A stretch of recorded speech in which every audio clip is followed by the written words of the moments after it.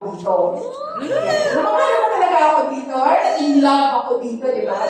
Yes, kasi my personal assistant had a falling out because of the wife. The wife doesn't want him surrounded by beautiful girls, Char.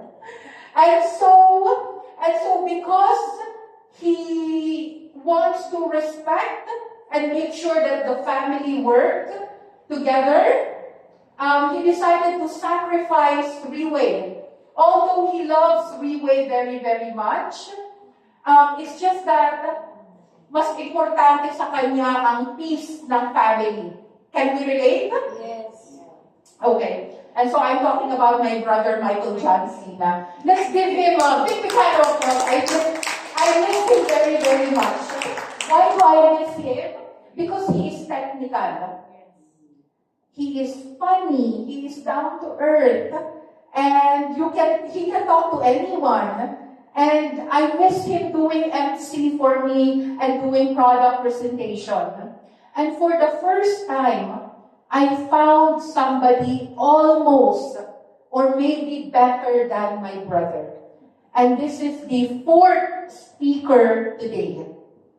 You know that this event had a prep time of 2 days? Did you know that we had to prep for 2 days? Poster, venue, food, invitations. So, when I was guiding this speaker, I expected that it's going to be very difficult. Because not everyone is an expert in PowerPoint, in Canva, in poster making. Not everyone is an expert. That's why we always find somebody who can do it. So, I thought it was going to be quite difficult, but he's actually a very, very fast learner. Usually, I expect weeks before they understand it, but this guy did it in a few hours. So let's give him a big round of applause. And not only that, when I asked him to look for a bag, yes ma'am. When I asked him to do games, yes ma'am. When I asked him to do program, yes ma'am. When I asked him to set up my Zoom so that we have a booking link that we could calendar one-on-one appointments, yes ma'am. As in to do our laundry. Yeah. So, you see, he's actually very, very versatile and he's willing to learn even though he doesn't know how. Because I'm sure he doesn't have a professional Zoom account. Kasi most of us are free version, tama? Or the most lowest version. Mine is the professional one where you could do a lot of things. But he was willing to learn to do this, and he also did it only for a couple of hours. So I believe in the capability of this person to grow. I hope he overcome his being timid and learn to mingle and socialize and talk to people and learn to close sales and generally make a bigger team like the millennials of Ellen Dawn. That's my dream for him. So here we're talking about the 4 criteria of doing business. And without further ado, let me welcome our member in Riway, Jello Valenzuela.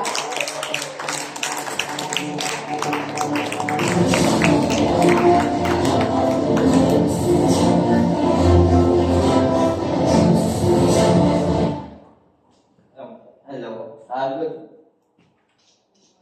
Good noon.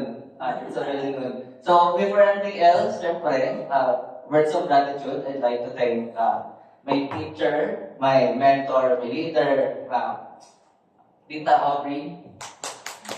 Then, to the second father and mother nating lahat, to Sir Eric and Dr. Ann, thank you for that. For my invites, Ika, and your mom. Thank you rin as well for coming here. So, I'm here today for criteria. Following following the 3 secrets earlier na sinabi ni Tita Elda is setting up yourself first, di ba? Setting up yourself as an example. So, your leaders, your teammates, your group will follow you. So, what's in 4 criteria? The first one is having the professional image. So, kita naman dito. This is Barack Obama. Then, hindi ako familiar, pero just look at it. Those are presidents, leaders of countries, leaders of worlds. Ayan, si Xi Jinping, one of the leaders of China that's leading a massive country that does not only contribute in a global economy and any other statuses as well. So, what can you see here is they have a professional image that we are trying to follow or duplicate. So, as we can see naman, all of us can say na, can we be professional like them? Yes. Can we look like them? Yes. Professional looking, black suit and tie, black suit, tie, and for female, skirt, and blouse, blazer, and yeah, so, yun. Then, ayan, yung mga businessman natin, yung mga top leaders, hindi lang inside the way, but in different kind of industry, in different kind of generations as well, we can see them that for you to give impact, for you to be professional looking, for you to be, for you to possess the professional image, first you must start with yourself. Start, not only by your looks, but on how you act, how your attitude works as well. When you're in an office, huwag dalhin ang mga ugaling squammy, gano'n. Swami. Huwag natin paghaluin ang kalsada sa professional na lugar. Gets ba? So, those are the things na hindi dapat pinag-combine if we are to have a professional image. And the reason to have professional image as well is, syempre, to let them show sa mga nakakausap natin, sa clients, sa prospects, even sa family natin, that we are serious. We are serious on what we are doing. We are serious on this business, on this career. Not only that, syempre pag ang mga tao nakita tayong nakadamit ng ganito, very professional looking, very serious, anong unang isipin nila? We are reliable persons, di ba? That compared sa mga taong yung mag-aalok-alok ka ng anong suot mo, jeans, t-shirt, polo shirt, you wouldn't have the credibility to do it in the first place kasi who would listen to you, di ba? So having the professional image is important as having the sufficient knowledge. Sufficient knowledge is what gives you confidence on this kind of industry.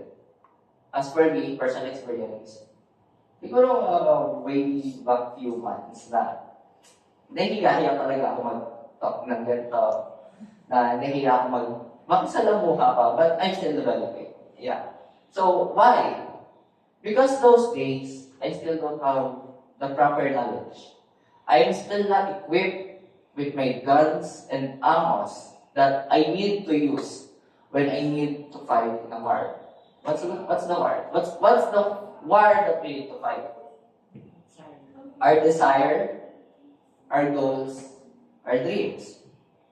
Diba? Ako personally, as for the 4 criteria natin, I don't allow myself to say the word, I don't. I don't know. I don't want to. I don't. I'm not using the word, I don't. Because what I use is, I do want to learn. I do want to be equipped with the knowledge. I do want to be equipped with the image that would give me more success in this kind of industry. Other than that, for the adequate knowledge, you must learn from anything and everything. Not only limited inside our materials in the offices, books, YouTube videos of the Relay, sa web portal natin, there's LTS, there's any seminars as well na mga video doon. So, it's also another material that we can source from. Bukod sa mga leaders natin that we could share, and we could borrow strength from, we also have other materials that could help us be equipped with the knowledge. Ayan, gaya ng nasabi ko, yung mga books, e-books, mga audiobooks na pwede natin pakinggan. Then, for the adequate knowledge as well, when we are to be professional, we need to talk like educated. Agree? Yes. Siyempre, hindi makukompleto ang image natin if we can talk like educated, if you're being like, bara-bara na lang dalawang salita without having proper background kung ano ang sinasabi mo, di ba? It's useless. It's nothing. And on knowledge and professional image as well, it is important to be firm and steady. What you say is what you do. Wait, ano yung tawag na? What you preach is what you do. Correct? So, if you would like to share something, start with yourself. Panindigan mo na you'd like to do this, na you'd like to share this, na you'd like to become like this. Whatever your dream may be, whatever your future you're looking for. And, sorry lang, medyo mahaba yung sa knowledge. Then, for the adequate knowledge, again, it is important that we must master things one by one first. Couldn't we agree na mas nakakatakot kalaban ng isang taong nag-grandmaster sa isang skill? One skill only. Other than a person na pinag-aralan ng lahat. Pero, it felt like nothing. Sabihin natin, may dalawang tao. Andyan si Juan at andyan si Juanita. Si Juan, pinag-aralan ang isang bagay up to 100% he could give. Let's say, Kung Fu. Pinag-aralan na sumipa ng sobrang lakas. One skill only. Then ito naman si Juanita. Ang dami niyang gustong sabay-sabayin pag-aralan, ang dami niyang gustong sabay-sabayin matutunan. Hindi niya mabigay ang 100%. He could only give like 2, 3, 4% on every skill na gusto niyang matutunan. Would it make impact to you? Yung isang tao, si Juan, na nag-master ng isang skill, na nag-master ng knowledge na yon to be equipped, or si Juanita na pinagsabay-sabay lahat na hindi na, wala nang naging effort. Sino mas magbibigay impact? Si Juan, di ba? So, bakit? Ano meron kay Juan? Juan is striving for excellence. Paano masabi? One is possessing the excellent mentality of a winner's attitude. We would like to start with one. We would like to start mastering one that he could apply and develop for himself before he could start sharing it, before he could start teaching others, before he could start preaching it and duplicating himself. Siyempre, di ba? Hindi ka magiging master at hindi mo pwedeng i-share ang skills mo or what you have if you yourself is not capable enough. Di ba? If you yourself is not really mastered yet for you to share. Di ba nga, ang mga wise guru. Hindi sila nagiging wise guru kung ang knowledge nila is just below average, mga ganun. They become wise guru when they possess vast amount of knowledge that makes them a wise man. So, for striving for excellence, you should always remember and tell yourself. You should always remind yourself what's your desires, what do you want to do with your life. Keep reminding yourself that you have your dreams, that you have your goals that you wanted to do and to achieve. Here in Leeway, we all know na lahat tayo dito naglalakad sa different walks and paths of life. Pagdating pa lang doon, you could always say na, if he can do it, why can't you? If she could achieve it at that certain amount of time, why couldn't you? Di ba? So tell yourself and remind yourself that gaya naman sila ni Sir Eric kanina, we all have the same size of brain.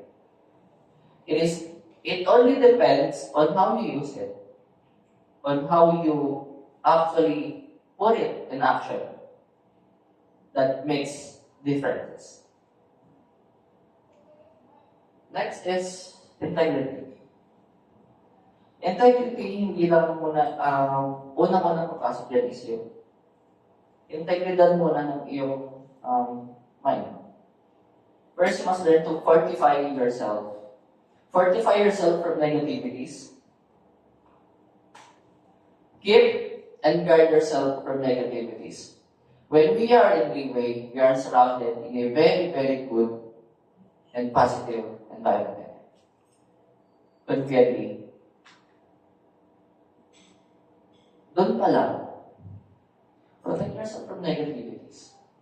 Those negativities on you could always not only affect you, but also those people around you.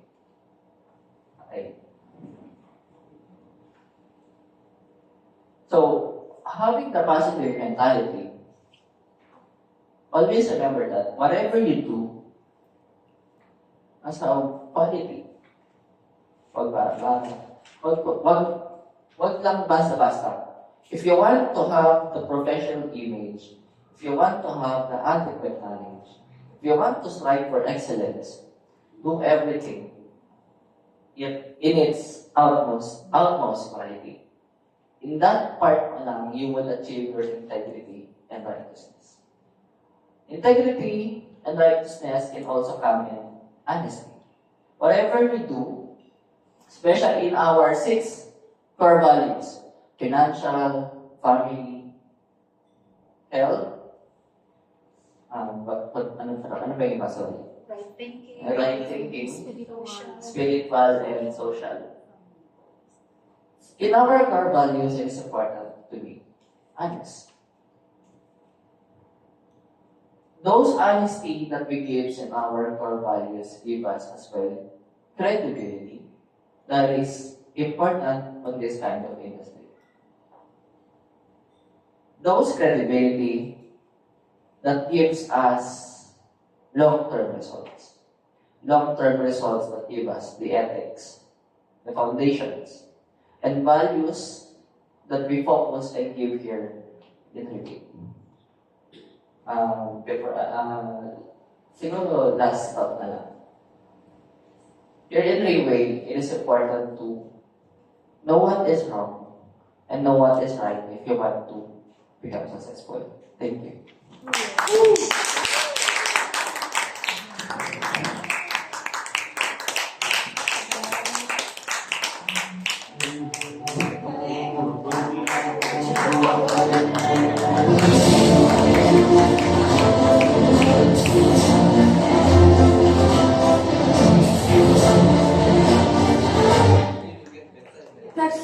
good sharing.